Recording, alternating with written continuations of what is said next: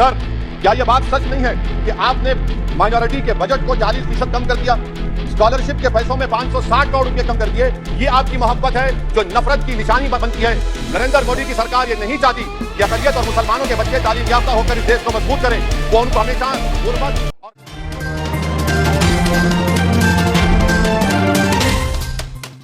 सदर जमहूरिया के खुतबे की मुखालिफत में खड़ा हुआ हूं। मैं बरसर इख्तिदार जमात से जानना चाहूंगा, क्या यह सच नहीं है, क्या यह सच नहीं है कि आप ही के आदादो शुमार 75वां NSSO का डेटा यह कहता है कि 25% मुस्लिम बच्चे पैसों की गुर्बत की वजह से तालीम से ड्रॉप आउट हो जाते हैं? क्या यह सच नहीं है कि 7 साल से ऊपर जो बच्चों का खवानगी का तनासुब है तमाम मजाहिब में सबसे कम मुसलमानों का है? क्या यह सच नहीं है कि ग्रॉस अटेंडेंस रेशियो तमाम मजाहिब का सबसे कम मुसलमानों का है? क्या यह सच नहीं है कि सबसे कम एनरोलमेंट जो होता है वो मुसलमानों का है? क्या यह सच नहीं है कि AISHE की रिपोर्ट यह कहती है कि हायर एजुकेशन में मुसलमान का तनासुब 5% से 4% पर आ चुका है? और यह सरकार इन तमाम आदादो शुमार को देखते हुए, इनके आदादो शुमार को सामने रखते हुए सदर जमहूरिया के खुतबे में लफ्ज अकलियत का, माइनॉरिटी का जिक्र भी नहीं किया गया, जो भारत की आबादी का 19% का हिस्सा है। यह इनकी मोहब्बत है अकलियतों से और मुसलमानों से।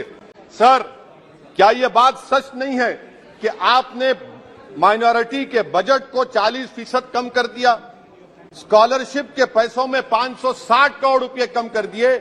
ये आपकी मोहब्बत है जो नफरत की निशानी बनती है। नरेंद्र मोदी की सरकार ये नहीं चाहती कि अकलियत और मुसलमानों के बच्चे तालीम याफ्ता होकर इस देश को मजबूत करें। वो उनको हमेशा गुर्बत और नाइंसाफी का शिकार बनाकर रखना चाहती है। सर, दूसरी बात इसमें यह है कि आज अकलियतों को मुसलमानों के ताल्लुक से कोई महीना ऐसा नहीं जाता जहां पर उनको जान से मारने की धमकी नहीं दी जाती। बरसर इख्तिदार जमात की एक MP साहिबा ने कहा कि चाकुओं को सिर्फ तरकारी के लिए इस्तेमाल मत करो, गर्दनें काटने के लिए इस्तेमाल करो। बरसर इख्तिदार जमात के एक MP ने दिल्ली में कहा कि मुसलमानों का समाजी बायकॉट करो। बरसर इख्तिदार जमात ने गुलबर्गा के रेलवे स्टेशन को हरा रंग किया गया था, उसको ये कहकर तब्दील कर दिया कि मुसलमानों का रंग है। सर, मैं पूछना चाहता हूं, क्या नरेंद्र मोदी की सरकार तिरंगे के हरे रंग को निकाल देंगी? क्या हरा रंग मुसलमानों का है? क्या नरेंद्र मोदी की सरकार खरबूजे पर पाबंदी आयद कर देगी और देश की जनता से कहेगी कि नागपुर में आपके हेड ऑफिस में उगा हुआ सिर्फ संतरा खाया जाएगा? सर, नारी शक्ति की आप बात करते हैं तो बिल्किस बानो अगर मुसलमान नहीं होती तो बिल्किस बानो को इंसाफ मिल जाता। 20 साल से बिल्किस बानो लड़ रही है मगर उसका नाम बिल्किस बानो है। आप इंसाफ नहीं करना चाहते बिल्किस बानो से। ये नारी शक्ति आपकी है। पसमानदा मुसलमान से आपकी मोहब्बत, दीजिए 1950 के प्रेसिडेंट ऑर्डर तरमीम करिए, दलित मुस्लिम का स्टेटस पसमानदा को दीजिए। आप नहीं देना चाहते। क्या मजहबी आजादी का उनको हक हासिल नहीं है? स्पीकर साहब, मैं मुसलमान हूं, मेरे बगैर ये मुल्क नामुकम्मिल है। मैं इस मुल्क का यरगमाल नहीं हूं, मैं इस मुल्क का कैदी नहीं हूं। मैं पूरे सिटीजनशिप की राइट को चाहता हूं और अभी चाहता हूं।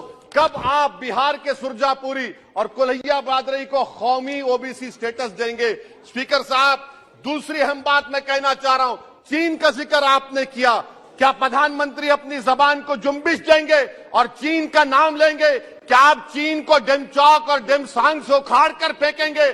DGP कॉन्फ्रेंस में चेयरमैन साहब कहा गया कि 65 पेट्रोलिंग पॉइंट में से 26 पेट्रोलिंग पॉइंट पर भारत की फौज पेट्रोलिंग नहीं कर सकती है।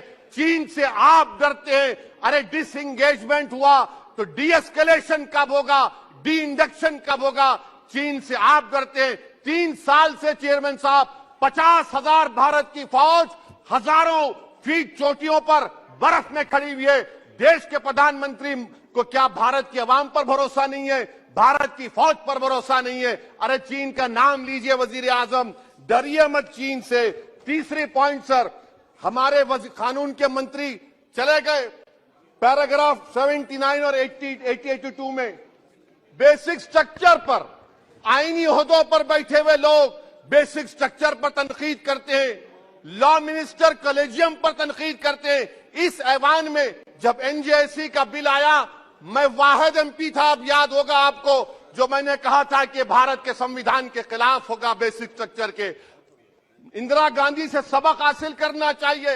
इंदिरा गांधी कहती थी कि जुडिशियरी मेरी पाबंद होना, अब नरेंद्र मोदी कहते हैं कि जुडिशियरी मेरी वफादार होना। इंदिरा गांधी ने 42nd अमेंडमेंट किया, देश की जनता ने इंदिरा गांधी को इख्तियार से बेदखल कर दिया। आप वही इंदिरा गांधी के इराक को ला रहे हैं। आप बताइए स्पीकर साहब, क्या ईसाई मानने वाले व्हाइट टेरर हैं? क्या ईसाई मजहब के लोग व्हाइट टेरर को फरोग देते हैं? आप बताइए। मैं यहां पर जजेस को तहफुज करने के लिए नहीं खड़ा हूं, मैं बेसिक स्ट्रक्चर की हिफाजत में बोल रहा हूं। मैं अदलिया की आजादी के लिए खड़ा हूं, मैं एग्जीक्यूटिव की आजादी के लिए खड़ा हूं, लेजिस्लेचर की आजादी के लिए खड़ा हूं। चेयरमैन साहब, कोर्ट का काम ये नहीं है, जजेस का काम ये नहीं है कि नरेंद्र मोदी सरकार की मदद करे। अदलिया का काम यह है कि इस देश की कमजोर और मजलूम आवाम से इंसाफ किया जाए। चौथा पॉइंट स्पीकर साहब, यहां पर एक बड़े सरमाएदार का जिक्र किया गया है। क्या यह बात सच नहीं कि कांग्रेस और बीजेपी ने ओलिगार्क्स को पैदा किया? आप दोनों ने मिलकर ओलिगार्क्स को पैदा किया। आज इसी वजह से 60% मुल्क की दौलत 1% जनता के पास है। आप दोनों ने बैठकर मलाई खाई और गरीब और नौजवान पिस रहा है। अरे बताओ, ये जो 28 लोगों की लिस्ट है जो देश का पैसा खाकर भाग चुके हैं या बैठे हुए, उसमें कोई मुगलों का नाम है क्या? कोई मुगलों का नाम नहीं है, मगर आप उस पर कुछ नहीं बोलेंगे। संडेसरास कंपनी 15,000 करोड़ नाइजीरिया और केनिया की कोर्ट में जाकर कहती है कि हम हिंदू हैं, भारत को आएंगे तो प्रोसिक्यूशन होगा। आपने कोर्ट में कुछ नहीं कहा, वहां पर एसआईटी आपने बनाई। मगर शुक्र है, मैं लाइटर वेन में कह रहा हूं कि हाइडेनबर्ग अगर यहां होता तो यूएपीए लग जाता उस पर। और सर, मैं नरेंद्र मोदी सरकार को मशवरा दे रहा हूं लाइटर वेन में कि ये अंग्रेजी का अल्फाबेट ए बड़ा अशुभ है आपके लिए। AA को आपने कहा कि बेटा फाइटर एयरक्राफ्ट बनाओ, बैंकरप्ट हो गया।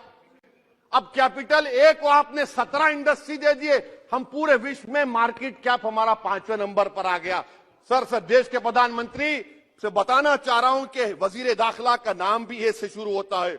मैं खत्म कर रहा हूं। मैं चेयरमैन साहब, मैं सरकार से पूछना चाह रहा हूं कि क्या जनवरी 2024 और फरवरी में क्या ये सरकार थर्मो न्यूक्लियर ब्लास्ट करने जा रही है? कि आपने हमारे अतराफ में देख लिया कि उसके वाक़िब और नतायज क्या निकलने वाले हैं? चेयरमैन साहब, मैं आपको बता रहा हूं कि चीन के बारे में क्या हमको बीबीसी की रिपोर्टिंग की जरूरत पड़ेगी, जिस तरह 2002 गुजरात के बारे में कहा गया।